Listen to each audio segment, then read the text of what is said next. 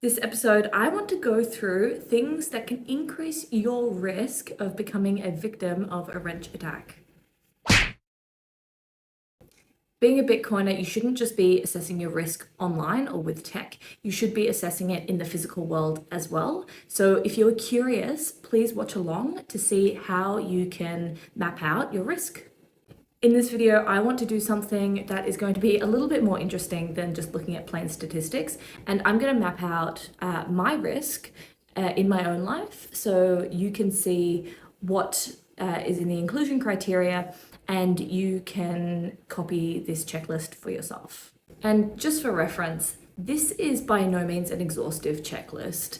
The pool of victims that we have and documented detailed cases of Bitcoin wrench attacks or crypto wrench attacks is so small, it is almost impossible to build a fully equipped checklist of what increases your risk as a Bitcoiner. But what I will go through now is just a very short rundown of things that you can assess in your life and then choose to reduce in order to possibly mitigate the risk of becoming a victim to a wrench attack. So the risk factors as per the literature. 1, public identification as a Bitcoin holder. This can become public knowledge through social media, attending events, hosting community gatherings. It can also become public knowledge or purchased knowledge through data leaks as well. Data leaks themselves or breaches themselves are identified as a risk factor that has preceded some attacks in the past. We also have visible signals of wealth, predictable routines, and living or traveling in high incidence jurisdictions. France, I'm looking at you. And of course, less discussed but ever present is being part of a social network that has close proximity to criminal actors. So let's go through these one by one. 1, public identification. Literally right now, I am talking about Bitcoin on the internet. I started and I host when I'm in Sydney, Women in Bitcoin Sydney. I have a very strong social media presence discussing Bitcoin. So it is really not a far leap for someone to assume that I may be a holder. In 2024, the Autokeyan dataset identified public crypto identity as one of the most significant factors predicting a wrench attack. And I am, in this dimension, quite exposed. This is something I made a knowledgeable decision on when I first started talking in this space.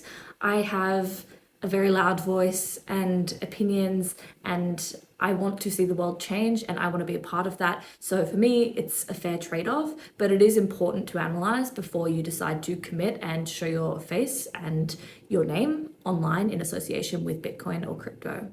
2 is data breach exposure.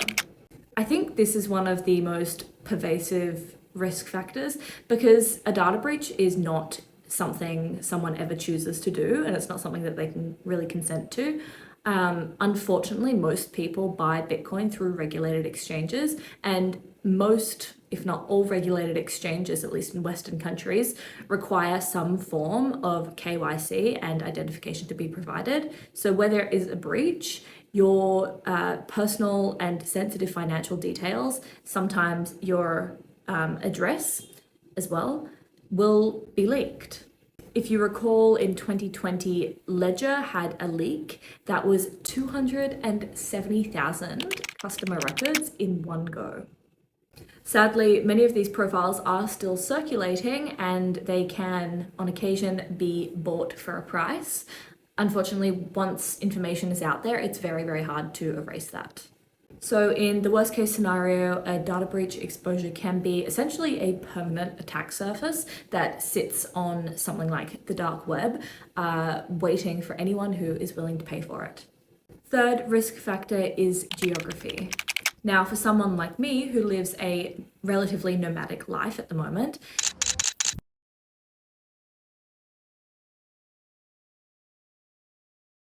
but if we want to talk more specifically, somewhere like Sydney, Australia, where I'm from, doesn't yet have a dedicated task force for crypto attacks. As far as public records will tell us, the incidence of wrench attacks in Australia is extremely low. Unlike somewhere like France, which has a much higher incidence of attacks, especially following that ledger breach, which now they have a specific task force for. There are lots of other risk factors. Some of them include how you buy your Bitcoin, how you hold it, who you associate with, but of course, for security reasons, I'm not going to dive into the ins and outs of my own life on the internet. And let me be really honest with you for a moment. I want to be quite careful about how I say this because I think it is a really important structural issue that needs to be addressed properly. Over the past few years, I have watched as KYC requirements in Australia evolve and become more oppressive. I am someone who has been debanked, and I'm also someone who has been asked 1,000,001 questions about my personal finances by financial institutions under the immediate assumption that just because I have an association with Bitcoin, I may be doing something wrong. And the very uncomfortable thing to admit is that anytime I fill out one of these forms or make a declaration, I'm also creating a record and footsteps in my financial profile. And again, this is not out of choice. Even if you purchase Bitcoin strictly non-KYC from a peer-to-peer purchase, it is very difficult to skirt around making movements that financial institutions, banks, find suspicious and decide to investigate you for. And that's not even to mention the increasing surveillance on the actual blockchain that is aided by such policies. And again, going back to France, I am so sorry, France, but you have not set a very good example in this space. One of your officials actually ended up selling a bunch of these records that contained your citizens' private financial information. So now the names and addresses of investors from that crypto database are now in the hands of criminal networks. So it all comes back to the bigger picture. We are being compelled under the threat of financial exclusion to build that very trail that makes us more likely to be targets of an attack. So the state's version of financial surveillance and the criminal's version of targeting intelligence are really not two separate systems. Often, they are actually the exact same data, just accessed by different actors. I guess to tie this whole video together, I have just explained to you one of the reasons why I am so active in this space and why I can't just sit by the sidelines and let other people speak for me. I want to express how I feel, I want to share my research with you, and I want to be able to advocate for better solutions to what we are currently experiencing. For me to achieve my end goals, that trade-off is absolutely necessary.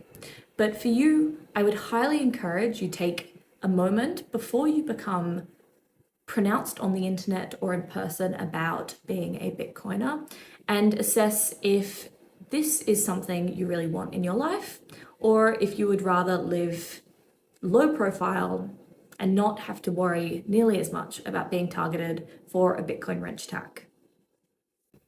Once again, thank you very much for watching my YouTube video. I hope I was able to capture your attention. And as always, if you have any questions, comments, or critiques, please put them in the comments down below.